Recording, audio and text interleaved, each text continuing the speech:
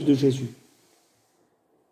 C'est un Jésus qui vient nous vider de toutes nos capacités. C'est un Jésus qui vient par son esprit nous convaincre de notre incapacité. Et c'est un Jésus qui vient nous tendre un appel.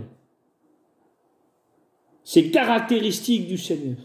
Un Jésus qui nous brise, un Jésus qui nous brise, qui nous humilie en nous montrant que nous ne sommes pas capables simplement, écoutez-moi, simplement dans une chose terrestre, dans une œuvre terrestre. On n'est pas capable dans une œuvre terrestre, parce que le Seigneur a fait une œuvre. Il a amené Pierre dans un plan terrestre, dans un plan naturel, si vous voulez, de la nature, mais pour l'amener, c'est-à-dire pour l'amener dans un plan spirituel. Dans le plan de Dieu, il a amené Pierre sur son terrain naturel pour l'amener dans un plan surnaturel, dans le plan de Dieu. Et il fallait que Pierre soit brisé pour comprendre cela. Et Pierre va dire, « Éloigne-toi de moi, car je suis un être pécheur. » Pierre, à ce moment-là, dans la barque, se voyait la mort. Il voyait qu'il allait mourir. Et il dit, je suis un être pécheur et je suis dans la présence du roi des rois, du Seigneur des seigneurs. Pierre n'était aucunement apeuré par la quantité de poissons. Pierre était apeuré parce qu'il a réalisé qui se trouvait avec lui dans la barque.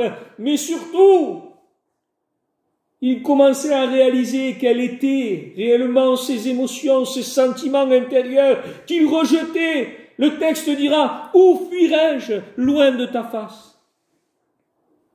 Si je prendrais les ailes de l'aurore et que j'irai de l'autre côté de la mer, tu y es. Si je descends dans le séjour des morts, t'y voilà. En quelque sorte, Pierre savait qu'il ne pouvait pas échapper au Seigneur, parce que si moi j'aurais eu peur de mourir, je saute de la barque et je pars à la nage. Mais Pierre savait, il comprenait qu'il ne pouvait pas prendre un autre chemin, qu'il n'y avait pas d'autre voie comme nous l'avons chanté. N'y a-t-il point d'autre chemin devant ta face? Ce chemin de Gethsémani, de douleur, de souffrance. Et Pierre le sentait. C'est ce que nous voyons après. Le Seigneur lui dit, sois sans crainte. Il veut bannir la peur, il veut bannir la crainte du cœur de Pierre.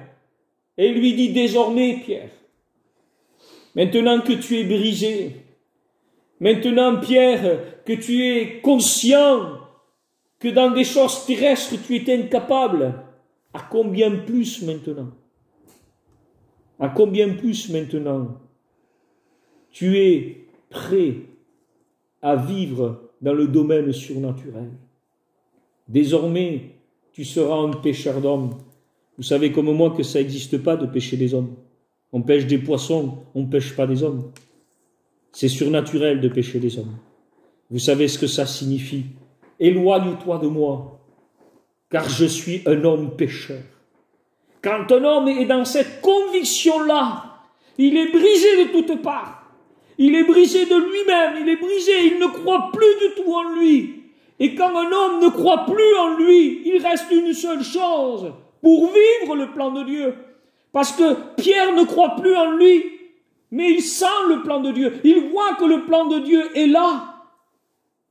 Et là, Pierre comprend tout ce qui est en train de se passer. Pierre comprend, je n'ai pas pris de poisson parce que tu n'as pas voulu.